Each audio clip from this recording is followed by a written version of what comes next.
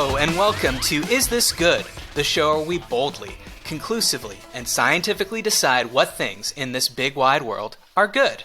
I'm Matt Austin, and with me, as always, is production powerhouse Jason Doyle. Hello. Hi, JD. And today's guest makes drinks so sweet and snazzy, the iced tea, the kamikaze, the orgasm, the death spasm, the Singapore sling, the dingaling. He's a bartender to the stars, a magazine writer, and the creator and host of two amazing music podcasts that reveal the truth behind some of rock music's wildest, untold stories. If you thought Tom Cruise was the last barman poet, then you haven't met this guy. It's Daniel Ralston. Daniel, welcome to Is This Good? Hey, Matt, how are you? I do a lot of poetry at the bar. Yeah, a lot of poetry. And people seem to enjoy that? Yes, especially when I just list drinks. Yeah, it's the best kind of poetry. I was thinking when I wanted to include that great Tom Cruise cocktail poem in this, and I remembered he said Singapore sling, but then I was like, what does he rhyme that with? So I had to look it up. The dingaling, is that a cocktail you're familiar with? No, and it kind of touches on something that comes up in my life a lot as a bartender, which is that people will just name a drink they had at some other bar. Uh-huh. And expect me to know how to make it. And I was like, well, I'm not going to go look at the Cheesecake Factory menu to figure out how to make something. Well, we're going to get to your bartending to the rich and famous later in the show during Pick Your Poison. But off the top, I wanted to talk about these music podcasts that you're working on, because I think JD is going to be fascinated by both these stories. So the first one is about the Zombies. The Zombies are a British invasion band, late 60s. The album Odyssey and Oracle is an all-timer, ranked 100th on Rolling Stone's 500 greatest albums of all time. In 2003, though I have to say, when they redid the list in 2020, got knocked down to 243. So in those years, a lot of classic albums came out. If you don't know them, you probably know Time of the Season. That's their biggest song, probably.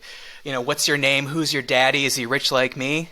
It's the time of the season for love and... Okay, now you know if you didn't know before. So that's get your guitar. Yeah, go get the guitar. That's who the Zombies are. But Daniel, who are the fake zombies? Good question. So about 6 years ago, I wrote a magazine article. I read one sentence in a book about the Zombies, a little biography that I bought at a used bookstore, that said... A bunch of guys went around America pretending to be the Zombies in 1969 and 1970. Didn't really elaborate on it at all, and I did a very, very deep dive over a couple years, wrote this story about how there were actually two different groups of guys who went around America pretending to be the Zombies. They actually had the same manager, operating out of Bay City, Michigan, and one of the fake Zombies featured two of the guys from the band ZZ Top when they were in their late teens. And despite ZZ Top's reputation for rolling off the Dust Bowl in Texas, they actually spent a year going around America faking British accents and playing zombie songs all over the country. And so, of course, it's possible because at the time there's no internet, very little music press, so people have no idea what the actual zombies look like. And, I mean, they totally believe that these were the real zombies, right? Yeah, and there's some reasons why it happened at that particular time. The real Zombies actually had broken up back in England. Their song Time of the Season was a huge hit in America, but they've never really been very big back in their home country. So while this song was climbing the charts in America, the real Zombies had gone on to day jobs or gone on to new projects, and there was a void of people looking for Zombies music. So these guys went around the country. They kind of had a home base in Michigan, and they toured all over. They almost got caught a bunch of times, and I kind of told the whole story from the perspective of one of the guys who was in this fake Zombies with the ZZ Top guys, who never made it famous and never got to go lead the rock star life. This was like his one chance. So that's obviously a crazy story that people are running around saying, hey, we're the Zombies, as if JD and I started a band and we're like, we're the Rolling Stones. Yes. But the other story that you're working on, these are two separate podcasts that are coming out soon, is way crazier than that. So, JD, if I say Iron Butterfly, what comes to mind? Inagata da Vida. That's right, 1968, 17-minute long song. I think there was an edited version that actually did climb the charts at the time. And they have a bass player named Philip Taylor Kramer. He dies in 1995. The Iron Butterfly, if you don't know, Daniel, correct me if I'm wrong, but basically credited with starting heavy metal music or being sort of the progenitors of it. And he dies in 1995 under very mysterious circumstances. How mysterious, you ask? So mysterious that Unsolved Mysteries did an episode about it. Wow. So what were the mysterious circumstances of Philip Taylor Kramer's death? Well, JD, I'll try to give you the short version, but after this guy left Iron Butterfly, he got an electrical engineering degree and went to work for Northrop Grumman, working on nuclear missiles. At one point, he was one of the only people who knew how to control a nuclear missile. Wow. And then he started a tech company where he basically was pioneering some of the technology we're using today, right now for this call, fractal math technology used for encoding. I always tell JD we need better fractal technology for this podcast, and he doesn't. He never listens. Yes, well, this guy hit right at the time where having a bunch of information on a CD-ROM was a very valuable thing to have. Not a lot of people had them in 1989, and he had a company that could make them. They were doing video games. They were kind of cutting edge, and without going into too much detail, he started a tech company that was doing really well. And when he disappeared, he was under the influence of the words of a shaman and a bunch of other people in his life who had started to influence his thinking. And me and my writing partner, we're music writers. We write about sort of fun stuff. This was a really fascinating story that I came upon when I was bartending in Malibu. This guy, Philip Taylor Kramer, disappeared in Malibu. And I've spent the past 4 years basically digging down every possible turn you can on it, and we are, getting ready to put it out soon. It's a wild story. Is it possible he's still alive? I thought you were going to say he was sitting at the bar that night I was bartending. And he's a shitty tipper.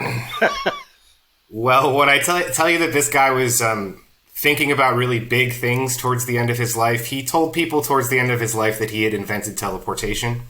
So I will just say that while his physical realm expired and was actually found in Malibu 4 years after he passed away, in a metaphysical sense, he continues to live on in a lot of different ways. And we've actually been working with his family on the story to do something that started out kind of as a true crime thing and became something a lot different. Well, just to tease people a little more, can you just tell in 30 seconds the actual death story, how he died? You're asking me for some heavy spoilers, but yeah, his body was found at the bottom of a canyon in Malibu. Oh, I didn't know that was. I thought that was on the wiki. You can find a lot of this stuff on the wiki, but even the stuff on the wiki could use its own wiki. It's a pretty deep rabbit hole we've been going down. Sweet. Okay, so it sounds like JD's hooked. You have a listener. Totally. Well, JD, I've been listening to you for a long time, so it's only fair. All right, some quick housekeeping. First of all, join the Is This Good Patreon. Get the full episodes, get bonus content, and get it ad-free. Chat with me and JD and the other P-Hounds on Discord. Actually, maybe don't chat with JD. I don't know if he's been on there yet, but if you join, he'll get on there. I'm still learning. He's still learning. And join our live stream hangout. The next one is Tuesday, April 25th at 8:30 p.m. Eastern. So definitely sign up before then if you want to be live with us and ask us questions and be part of it all. Go to patreon.com/isthisgood. Please send me topics for future shows at isthisgoodpod@gmail.com, and subscribe on YouTube and leave a review on Apple Podcasts. It's always nice to see those. Helps people find the show. Daniel, the premise of this show is very simple. I'm going to give you a topic, and you tell me if it's good. Here we go. First topic, Walt asks, keeping useful gifts from your ex. And similarly, another listener, Jacob H., asked, continuing to wear clothes your ex gave you. Is this good? So just generally speaking, you're in a relationship, you get a gift from someone, you break up. Do you continue to keep the gift or use the gift or wear the gift, Daniel? I actually think everybody's a little bit too precious about this stuff. I am okay with wearing clothes somebody gave me. I'm okay with using a pot or a pan somebody gave me as a thoughtful gift. I actually don't have any problem with it really at all. What if, let's say, your current girlfriend said, I don't know, she found out that this Adidas 3-striped shirt that you're wearing was from a noted ex. Would she kind of not be psyched to see you wearing it? No, I'd say we're in a good relationship because she would not care at all. But I have definitely been in a situation with people who have cared about that kind of stuff. And it's important to be sensitive to other people's sensitivities, I think. But like I said, there's a preciousness to these kinds of things. I find it to be a little bit of a red flag when people tell me things like they have songs they can't listen to because of certain people or whatever. I feel like that's sort of similar. It's like, how much baggage are you attaching to a person that you never met before, but I had a relationship with that, right, you know, obviously ended for a reason as well. I mean, it's sort of funny. It's a bit of a misdirect because these people are asking like, hey, you got a nice scarf from someone, you know, they broke up with you broke up with them, you're in a new relationship, should you continue to wear it? But what about the things that they're not thinking of? Like, what if you have a set of sheets from your last relationship? Those are coming to the new one. That's way creepier, isn't it?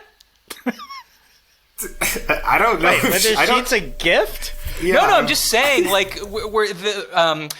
I guess it's not so much a reminder, but it's a vestige of an old relationship, and it's like if my girlfriend was walking around went on our date night and she was wearing earrings that an ex-boyfriend bought her, I mean, I wouldn't pay it any mind. But then the first time you go over and you look at that bed, you're like, I don't know, who's been in here? There's scents, there's memories. Yeah, switch your washing machine and washing detergent, bro. Yeah. You gotta bleach. I don't care if those sheets are red. You gotta bleach them. Borax, man. You gotta borax too. JD, so Cleanse what with does fire. this bother you? Do you keep gifts that exes have gotten you, or has Rachel kept gifts? No, I don't. Well, that's a great question. I mean, it's been so long, so we've been together over 20 years. We got together in like 96, 97, so... Yeah, but you are the kind of person that would wear a t-shirt from 25 years ago. Yeah, that's very true. But I think that those have all cycled out at this point. I have a very different body. I was going to say, due to respect for your partner or due to size? Due to, size. My size has definitely burst through like the Incredible Hulk over... the course of 10, 20 years. But I agree with Daniel. I think people are way too precious about this thing. It's a gift, so enjoy the gift. I mean, I guess I kind of thought the question was, are you supposed to give the shit back? No, I don't think. It's not an engagement ring. I don't think you need to give it back. Right, yeah. When I posed this question on Twitter to get the poll going, someone named Ricky Padilla tweeted at me and he said, the price of this item seems relevant. Expensive watch, definitely wearing it. Average price shirt, going in the donate bin. So, Daniel, does cost have anything to do with this for you? Or if someone bought you a slap bracelet, you're still wearing it? I'm going to get rid of the slap bracelet because it's a hazard to anybody under 13. Yeah. Yeah, that relationship is 40 years old at this point. Yeah. I guess the trick of this is, does it remind you of them? Less like your partner, but like if something's given you a bad memory. But see, like I'm so nostalgic, overly nostalgic. Like I can't really think of a gift that anyone's given me that I still have. But I've kept like old letters, for instance, because I'm old and that's still a thing. But it's interesting because, I mean, they're in a box somewhere. And I think it's just history. Like you just got to keep this stuff. But like if you're happy and in a relationship, do I ever look at them? No. Right. If I'm lonely and feeling nostalgic, do I dig them up on a late night when I can't sleep and like torture myself with old memories? You got to go live next time you do that. Can I just say one thing? I would never seek anything out. Like if somebody bought me a gift, like let's say a coat, I left it at their house and then we broke up, I would never be like, by the way, you have that coat you bought me. I would never do that. But if I have it, I'm definitely not giving it back. Well, no, for sure. But see, I was just reminded of a situation. Okay, fine. I'll tell the story. Here's when being nostalgic works out in the end for you. Okay, this is a sad story, happy ending. So, Jill, my current girlfriend, we broke up 2019, and I don't know if you know this, JD, but we broke up on my birthday, which is sad. Did I know that? And that sounds familiar. It has nothing to do with I don't give a shit about my birthday. It's not like I'm like, oh my god, on my birthday. But as she's leaving, she had a gift for me, right? So we break up. She's walking out the door, and then she's like, oh, well, I guess I should give you this gift anyways. And I was like, you don't have to. She's like, well, it's not really anything I can return anyways, so here, you have it. So she leaves. I'm a mess. I'm crying. I open the gift. What is the gift? It is a lovely photo album that has been like professionally printed of memories of this road trip we took. So now I'm like, oh, fuck. Like, I definitely, now I feel like, even more of an asshole, and I definitely do not want this. But I can't throw this out, right? So, Walt and Jacob H., they want me to throw this out. I can't throw it out, but I don't want to look at it either. So I put it in a drawer. I say, if I'm not looking at it, I won't know it's there. Mm-hmm. But then, like, 3 years later, we get back together. And now, because I didn't throw out this gift from my ex, I still have a wonderful keepsake. That's great. Isn't it, though? I mean, why not? I mean, it sounds like the perfect breakup gift, too. It's like, it's you're breaking up with me? Okay, well, here's recent memories of our time together. It's like your life flashing before your eyes before the death of the relationship. It's great. Yes, it's quite beautiful. Well, 80% of people on Twitter said keeping gifts from your ex is good. So They agree with all of us. Keep everything. Don't throw anything out. Become a love hoarder. That's right. In honor of the start of baseball season, Dale C. wrote in to ask, the wave, is this good? So obviously we all know what this is, but he continues in an email. My friends and I have been debating this for years. I love baseball, and going to see my team, the Toronto Blue Jays, live is always a high point in my year. The atmosphere of a live game is something that cannot be beat, except for one thing. I fucking hate the wave. It's distracting to me and others like me who are trying to actually watch the game. Either I have to do it and be distracted, or I ignore it and look like a curmudgeon. But even then, I have someone standing in front of me and blocking my view. I understand I'm in the minority here, but I think the wave should be banned. So tell me, is the wave good? I mean, the first thing I would say is, do we think this guy's in the minority? I thought that the culture had shifted away from the wave, and there was a general sense that the wave is bad, but maybe I'm wrong. Daniel, what are your thoughts on this? I think the general consensus is that the wave is bad, but it has not ceased the wave from happening at basically every baseball game ever. Much like the ocean, you can't stop the wave. Yeah. And I would also say that the wave at a baseball game seems the most appropriate place for it, but I did see people doing the wave at a U2 concert at the Rose Bowl, which I found a little bit weird. Wow. Was Bono giving a speech about, like, I don't know, some kind of healthcare initiative he's launching as people did the wave? He didn't seem to really notice. The show was very choreographed, but I guess it just pops up here once in a while. And JD, where are you on the wave? I'm with the emailer that it should die, it should go away, not be banned. You can't ban the wave. I don't think people are saying that there should be legislation, but yeah. But what I do, I think the wave is useful in a sarcastic way. Do you know what I mean? Like, our team is getting their asses handed to them, and we're so bored. We're doing the wave, so fuck you, our own team. You know what I mean? Like, that's how it should be used. Okay. Not out of boredom because of the game. Condescending wave? Yes, a condescending wave. Exactly. And sarcastic. It's like, like they were doing so bad. The Raptors lost so badly that the crowd started doing the wave. I mean, that's just a slap in the face. That's like insult to injury to your team. It's better than booing your team because it seems like a cheer, but it's actually, we're using this outdated, stupid thing to shove it in your face and let you know how displeased we are. Do you know what I'm saying? I know what you're saying, but didn't you love the wave as a kid? I certainly did. I would go to see the Expos play before they left, and I'd be excited when the wave would happen. I'd be like, "Oh my God, it's over there! It's starting! I can't wait till it gets to me!"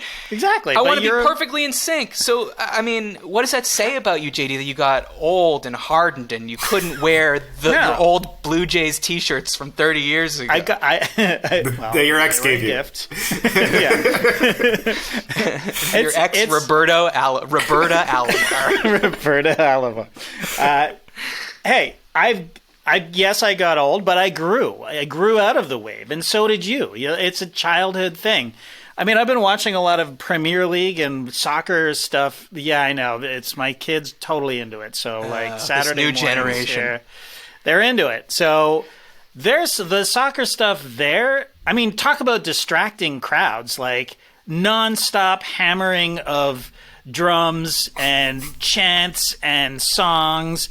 And you go to Atlanta United and you're sitting near the end zone or whatever they call it, the baseline, flags constantly. Like, forget about a guy standing up in front of you every so often for the wave. Like, those flags are about 6 feet tall and constantly waving. Like, I don't know how those people watch the games from there. So you're saying even the flags are waving. That's how good the wave is.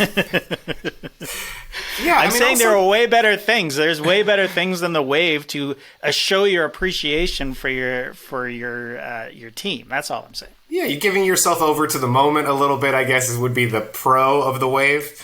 It's like you're going to a baseball game. You accept that maybe regardless of if there's a wave, somebody might stand up in front of you and annoy you the whole game anyway. That's always a crapshoot. And the wave is just, I don't know. I guess I probably will participate in it. I don't get the guy saying he worries about being perceived as a curmudgeon by everybody else. Like, everybody's going to forget you 5 seconds later anyway. It's not going to matter. Well, he'll know it in his heart. But how are they even squeezing the wave into the new game anyways? The games are down like 31 minutes on average because of the new rules in baseball. Oh, right. But you can wave at any time. And there's also the 7th inning stretch. Oh, I guess you're singing like Sweet Caroline or something during that. If you could combine the wave and Sweet Caroline, that would be wonderful. So speaking of baseball season, I don't know if I said it at any point in the show, Daniel, but we are friends. We see each other often in LA, have had many porch beers at your apartment, and you happen to live very close to Dodger Stadium, as do I, just on opposite sides of it. And you know when the season starts because traffic becomes hellish in our neighborhoods. So I want to give you 30 seconds, however long you need, to rant about Dodger traffic and the things that you've seen happen on your street during baseball season. Sure. First of all, love to all of my Los Angeles neighbors. You're wonderful people.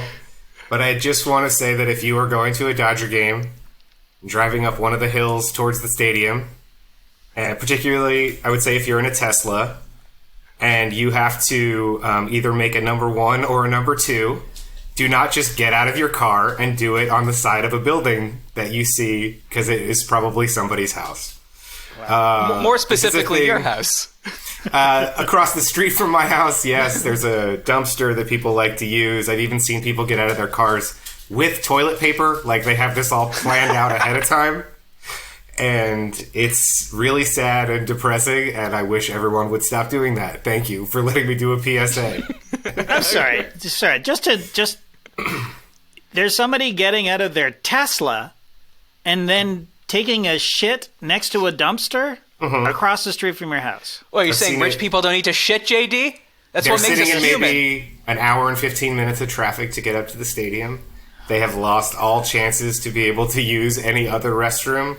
I've had people offer me money to come in and use mine, which I would, of course, never agree to, unless we're flashing some serious cash. But yeah, so that's sort of how it happened. I mean, obviously, somebody going pee is way more common, especially like an emboldened drunk Dodger fan right before the game starts is like, hey, I'm just going to get out. Nobody's going to see me. And we always see you. Every time. Wow. So this is coming back or going to the... must be coming back. Both but mostly on the way. Because that's where people really get jammed up traffic-wise. And maybe jammed up another way, too. And they've been, like, pre-drinking. Yeah. Because there's a lot of bars near the stadium. So that's... Yeah, fair enough. That's what happens. So 53% of people say the wave is good.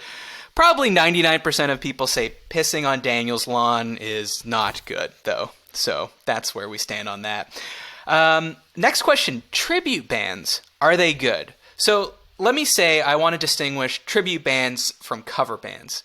So I would say like a cover band is just a band, maybe they play in a bar, and they just cover anyone's songs. They're doing CCR and the Beatles and whatever.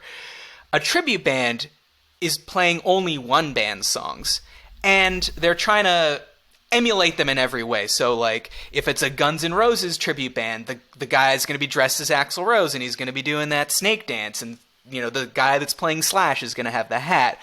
I'm talking about... They've also got, like, probably a punny name. Like, here's some good ones I found on the internet. Proxy Music. The Faux Fighters. Deft Leopard. Oasis. The Rolling Clones. God, these are gold. But Daniel, tribute bands, what say you? Very positive pro tribute band. My favorite tribute band name is an REM one called Are We Them, which I always thought was a pretty good one. I appreciate the level of commitment. I played in an Oasis tribute band for one show a couple years ago, did the full deal. Singer was dressed like Liam. She did an amazing job. It was really fun to do, and there's something about stepping into like another band's catalog that's really fun, and we were lucky enough to play in front of a bunch of people who liked Oasis. So we had like 100 people singing along to their B-sides and stuff like that, which was pretty great. But yeah, in general, very pro tribute band, pretty anti-cover band, I would say. Oh, interesting. So you prefer tribute band. JD, you've played in some cover bands. Have you ever played in a tribute band? No, never. Okay, well, what are your thoughts? Very, very up on tribute bands, and I'm up on cover bands, too. I've never not had a good time. Like Yacht Rock Review. That's a cover band, right? Interesting you say that. They're riding a line because they're not playing... this is a band from Atlanta that tours a ton now, and they play yacht rock songs, so they'll play, like, you know, whatever... Hall & Oates and Brandy, You're a Fine Girl, and Michael McDonald and stuff like that. So they're not like one specific band, but they are all dressed in like sailor sort of captain's gear. So I would say they're a tribute to yacht rock. Yes. They're a genre tribute. A genre tribute, yes. But we've seen them, like I've seen them do the entire Thriller album, for example. Yeah, that's true. Or the entire Purple Rain album, so... Yeah, no, that's so, yeah, but yeah, that's a good. The way you described it is great because they are definitely a tribute band, but they do a lot of covers. Either way, I'm into it. I like cover song. I like when big bands do cover songs. I like it when I'm in a bar and there's a really good cover band because I know all the songs. I don't care. I'm too old to learn new music. You know what I mean? Like. I do know what you mean. I'm resisting that with every fiber of my being. Well, I know, but you'll get there. You'll get there. Okay, so you got, 9-10 years on me, so that's how long I have to... How about that, yeah. Okay, I gotta... Yeah. Like, if I don't listen to Wet Leg now, JD, I'll never get a chance. Even the the bands that you like, and that a new thing comes out that they've done, band that you love. And you'll be like, I'd just rather listen to Siamese Dream or something. You know what I mean? Like, I know, of course, I know what you mean. But I mean, I was thinking about this tribute bands thing because a friend invited me to go see a Strokes tribute band, and they're called Juicebox, named after, in my opinion, one of their worst songs off their third album. But so I was trying to think, like, is this something I would enjoy? Because my instinct was I'm not going to like this. But then I looked them up. And I was watching a video clip of them, and, like a classic tribute band, like the guys dressed up as Julian Casablancas, they're all wearing a lot of leather, they're all wearing skinny jeans, and he's doing, the Casablancas voice. And if I close my eyes, I'm like... Exactly. Yeah, I was like, if I close my eyes, I can't say this is bad. And I can't say it doesn't sound like them. And it threw me into a real existential tailspin about, like, what is music? Because, like, let's say I was there and I was blindfolded, I'd be super stoked to see the Strokes. So if you were like, I'm taking you to see the Strokes, and you blindfold me, and I'm listening to it, I'd be like, wow, I'm so happy I'm here, and everyone around me would be singing along. Then I take the blindfold off, and I'm like, who the fuck is that guy? And now suddenly it's bad? Do you know what I mean? Like, why does it... In a sense, why does it even matter who they are? Like, talking about Oasis, Daniel, like, we've been talking about, are they going to tour?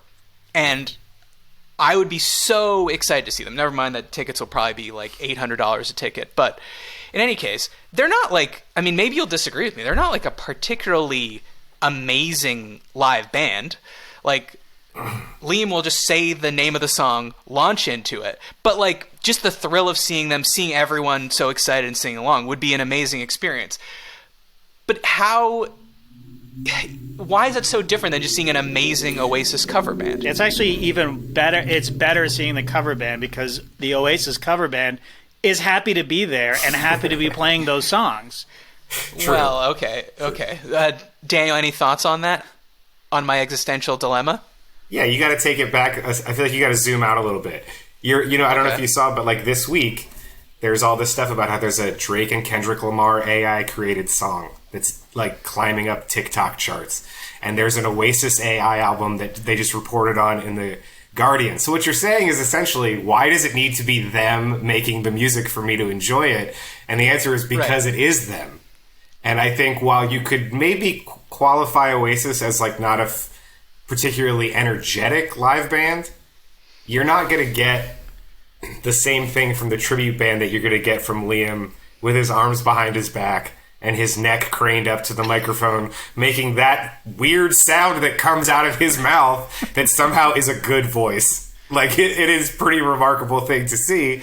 But then you also, if you think about like how the tribute band thing kind of started, it kind of started out of bands like Pink Floyd where the real band couldn't get along. So these people who were incredibly skilled musicians were like, we're going to recreate these albums note for note. I think there's probably 5 different touring Pink Floyd tribute acts out there. Well, and then also like Roger Waters, he's touring. He isn't Pink Floyd. There's other people in the band. But yet I would also say that's not... Okay, he is Pink Floyd.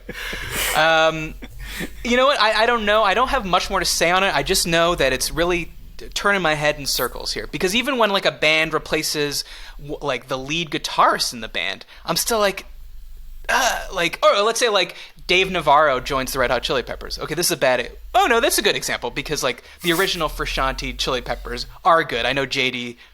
That's one of his favorite albums, Blood, Sugar, Sex, Magic. For sure, yeah. But then you'd be psyched to see them, and then you show up and Dave Navarro's on stage. Maybe he's playing the solo from, Under the Bridge note for note, but still doesn't feel the same, does it? I mean, yeah, I hear what you're saying. But then again, there's a great documentary about the making of Blood, Sugar, Sex, Magic. It's called Funky Monks. And basically... it's the recording of the album, which was in Harry Houdini's old house that they rented. They went and lived in it, and they basically captured lightning in a bottle in that house. Ruben was, I think it was Rick Rubin was the producer of that, right? Is that right? I think so. Anyway, it's all about the making of that album, and when I listen to those songs, I picture them in that house. That's where I want to be. I want to be in that house when they're recording that album. Everything else after that is just a recreation. So if it's Dave Navarro playing note for note John's solo, then what it doesn't matter to me. It's not the same as the recording. That's the piece of art, and I'm just always seeing a reproduction of it. So at the end of the day, I don't even care. I'm almost more into a tribute band because I'm going to see it in a smaller venue. Okay. And also, so Anthony Kiedis can't sing in tune. Okay. But an actual singer doing Chili Peppers songs probably is going to sing it better than Anthony Kiedis. So you're going to go see the Chili Peppers tribute band that's probably going to be called the Funky Monks. That exists. There's at least 5 Funky Monks touring the country right now. JD, I feel the need to tell you, I have bartended at Harry Houdini's house. Really? You can now rent it out for private events, and it is crazy. There's a coffin-shaped pool, and there is the well where he used to practice his tricks still on the property, which is pretty wild. Amazing. Yeah. That's incredible. Illusions, Daniel, illusions. 54% of people say tribute bands are... His gags. Harry Houdini, famous for his goofs and his gags. 54% of people say tribute bands are not good, so they're not with us on this one. All right, Daniel, perfect timing with the Harry Houdini bartending stuff because we're about to get to that. It's time for the Is This Good segment where, unfortunately, everything's bad. It's time to pick your poison.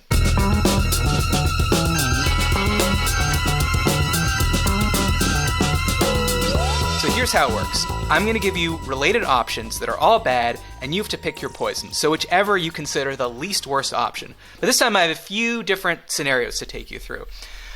They're all about bartending. I'm going to tell you that now. But before we get there, let's establish your bartending bona fides. I can't tell. Do you want to start by telling us the story about how Will Smith almost got you fired? Sure. Last year, I bartended the Oscars. And I was working in a room that was reserved for people who were like nominated or had won or were like the agents of those people. So when the slap happened, I was face to face with like several A-list movie stars, like handing them tequila on the rocks as it was happening. It's a very strange moment. And obviously kind of a crazy night. After I got home that night, I posted an anonymous tweet about how the room kind of shut down a little bit after the slap happened. Everybody stopped drinking. And then I posted a blind item about a celebrity couple who asked me where they could smoke cigarettes. And they wanted to be taken out to the dumpsters where the bartenders smoke, which I thought was pretty cool. I did not name them or anything. And I woke up the next morning and the two tweets each had about 250,000 likes on them. And I did not know that I was going to get in trouble for posting those things. So about 5 minutes after I had gotten myself settled in the morning, I got a call from my boss who was like, you need to take those tweets down right away. The bosses are all super mad about it. And it actually ended up all kind of blowing over, but I did get a pretty stern verbal reprimand for talking about my Oscar night. The funniest thing to me was this was written up in newspapers, like it was in the New York Post. And my favorite line from the New York Post story has a picture of Daniel in it. And it says, in a second deleted tweet, Ralston reportedly wrote that the nicest celebrities of the night were Rami Malek and Reba McEntire. It's unclear what prompted Ralston to remove the tweets, but he subsequently posted another message stating, quote, the lesson here is never to tweet. What an article. Yeah, it was one of the most bizarre experiences of my life, for sure. And Rami Malek and Reba McEntire both were incredibly nice, and I refuse to believe that you can't post a nice tweet about somebody. It seems like such a weird thing. Anti-slander. Wow. But so you were mentioning before where you heard the story about Iron Butterfly's Philip Taylor Cranberry. You were a bartender at a pretty fancy hotel bar in Malibu. Any celebrity stories, good tippers you want to shout out here? Because, hey, on this podcast, you could say nice things about celebrities. You could also say things about celebrities that want to smoke, if you want. Well, if you want to see celebrities smoking, just drive down Pacific Coast Highway in Malibu and look outside of houses. You'll see somebody. Matt and I have talked about this before because I am an occasional smoker working on quitting right now, actually.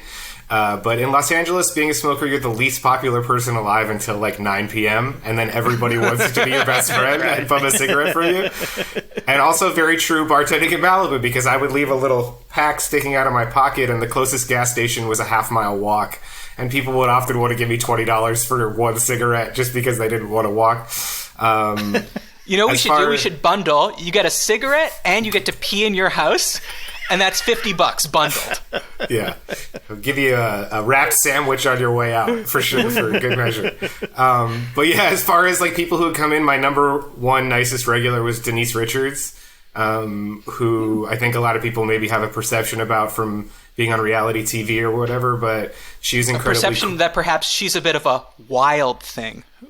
Yeah, yes. I always really enjoyed her company, and then I would have Rod Stewart pretty often, too, when he was in town, and he would do funny things like answer the phone in the hotel lobby just for fun and be like, hi, Malibu Inn, this is Rod Stewart speaking.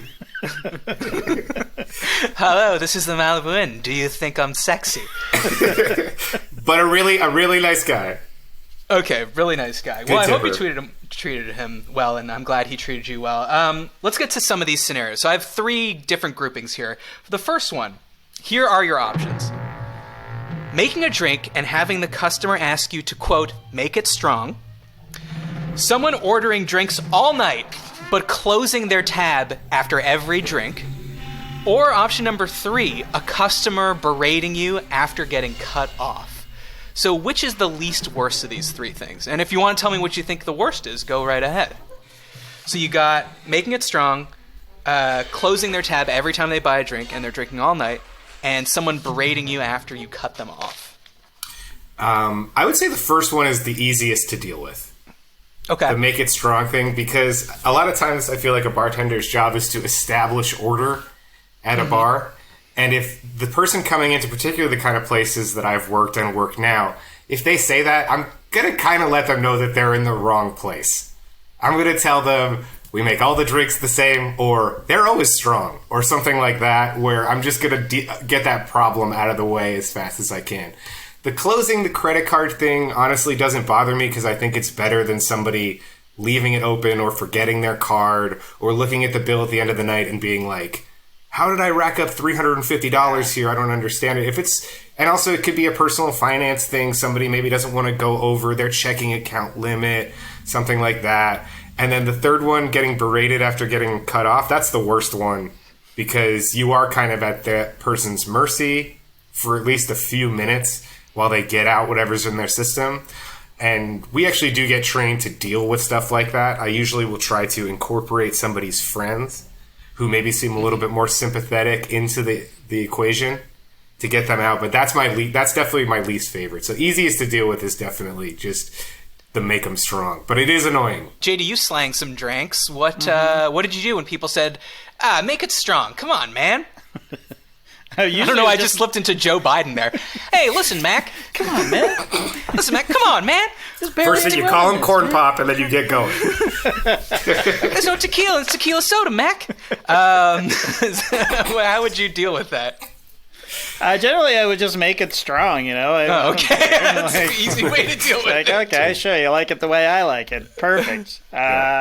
Yeah, but usually I think Daniel has the right response. It's just like everything's made the same way. All the drinks are strong. You know, it's different when you're working. I worked in Toronto, Ontario, where the liquor laws are pretty strict, actually. You know, like an ounce and a half for a drink, you know, and then 2 ounces for a double at the time. I don't think that's changed. But, you know, can I ask you a question?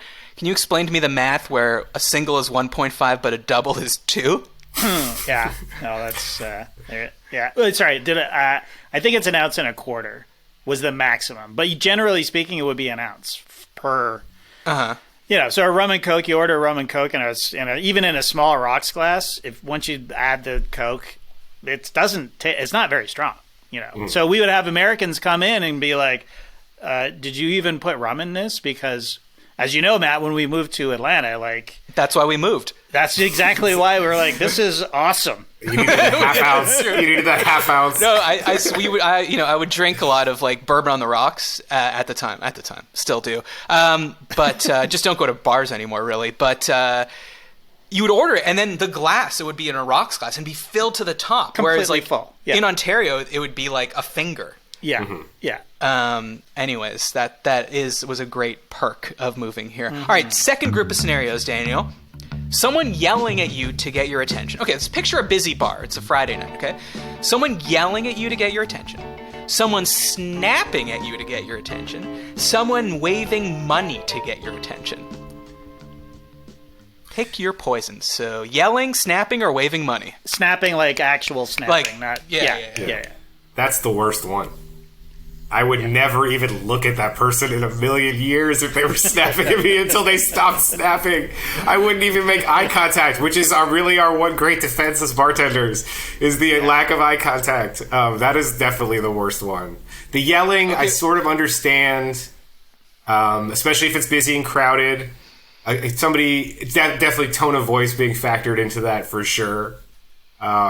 Waving money, wave that money in my face, baby. I will take you first. Yeah. I'm okay with that one, and I don't mind it at all.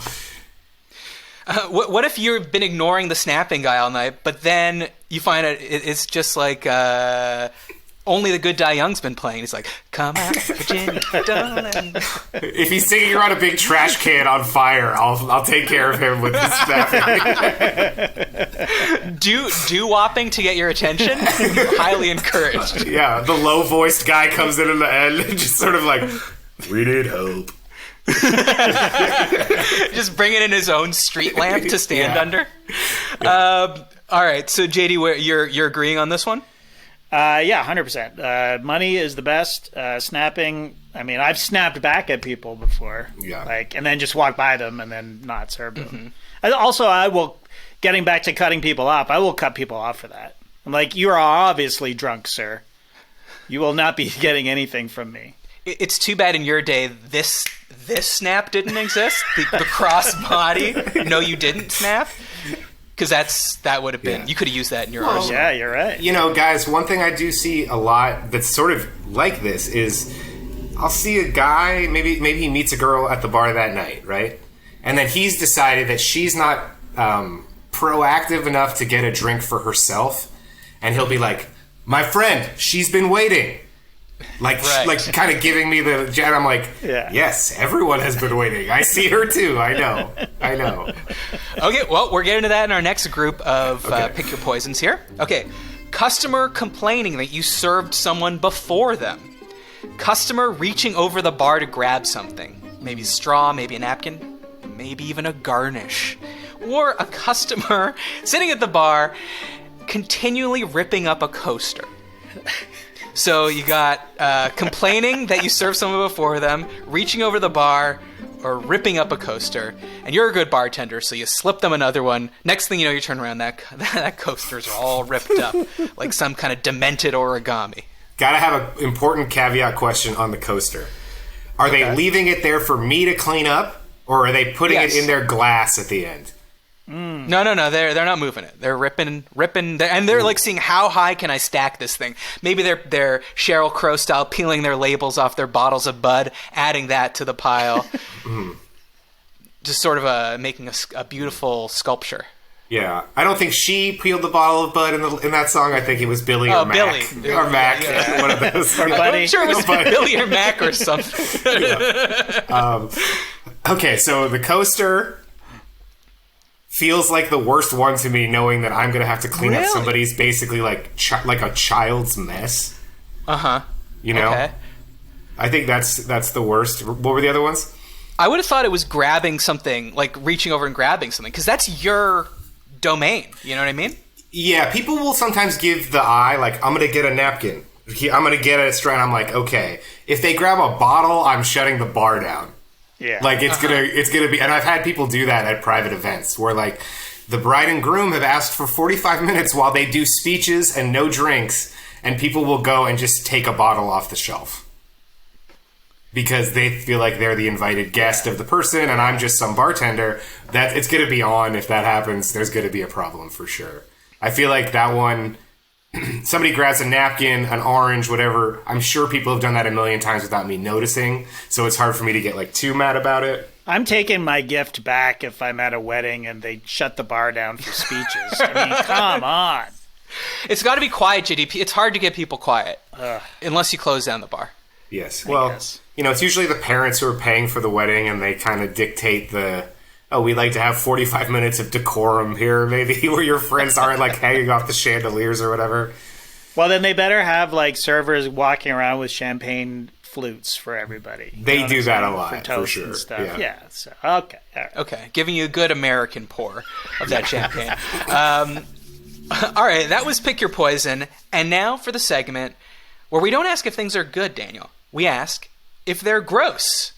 Unsurprisingly, it's called Is This Gross? And this one's for the Patreon sickos only, the Pea Hounds. If you want to join, go to patreon.com/isthisgood.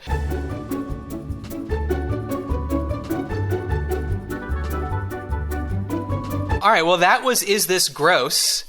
And if you want to hear the whole show, go to patreon.com/isthisgood, and you can hear it. And you could hear about when I used Daniel's toothbrush at a Garth Brooks concert. And why you don't eat the chips at a child's birthday party, okay? There's a lot of useful information in that segment. All right, Daniel, there's only one thing left to do before we let you go, and that's play Subjective Trivia.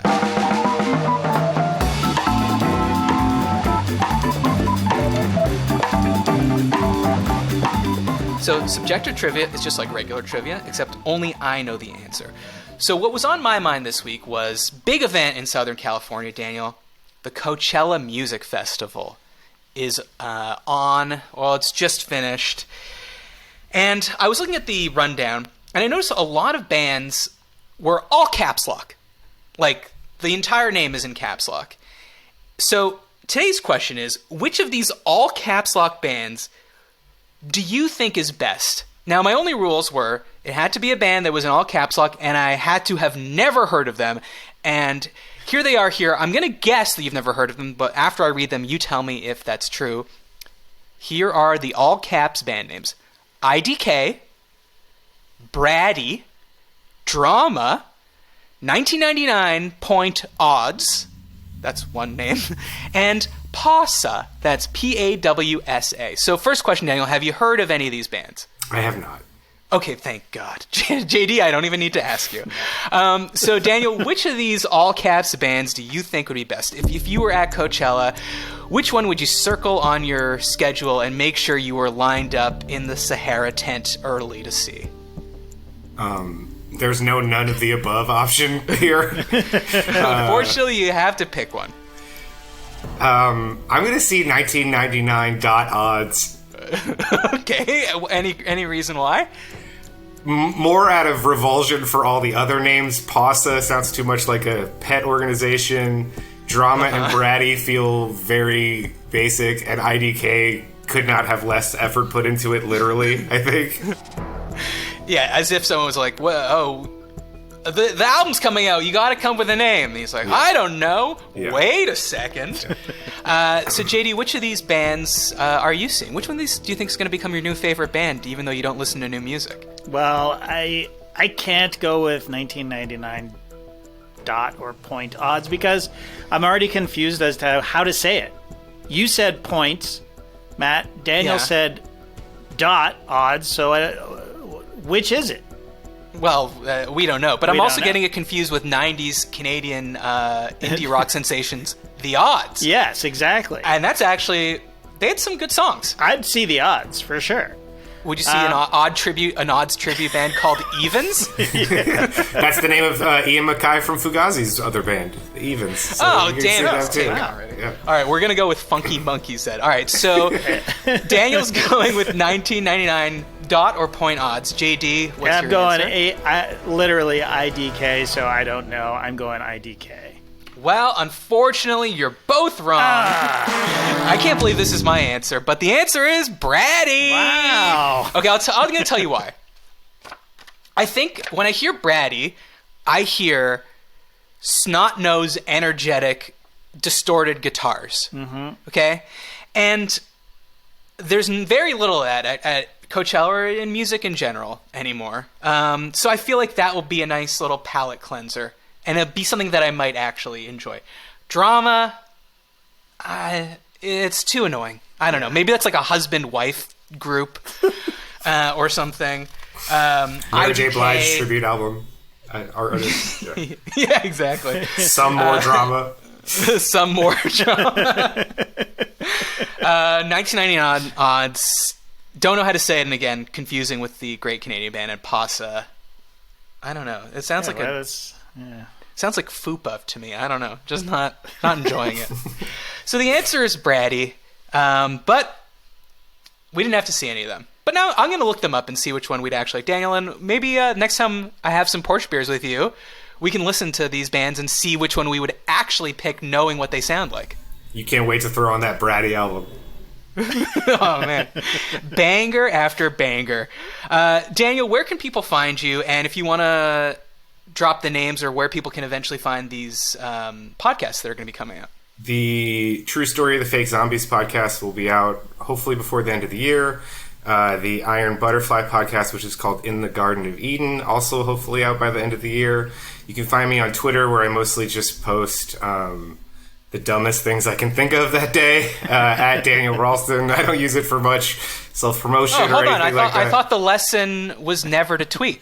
It's never to tweet anything that has any importance in your life. I mostly go on there and post memes about like listening to Andrea Bocelli music and stuff like that. I just don't really look at Twitter as any sort of vehicle towards my success or failure in writing. It's just a thing where people can see me if they want to know what's going on. Well, definitely follow Daniel so you can know when those podcasts come out, because I know I'll be listening to them. JD just heard about them, and he's already pre-downloaded. I'm in for both. It's not a thing. But if it is, he would be doing it. All right, everyone, remember to check us out on Patreon, patreon.com/isthisgood. If you have topics, email us at isthisgoodpod@gmail.com. Rate us on Apple Podcasts, and subscribe on YouTube. Thanks for listening. Thanks to JD. Thanks to Daniel for coming on. Thanks in advance for leaving a 5-star review. For everyone, I'm Matt Austin, and this was good. We'll see you next week.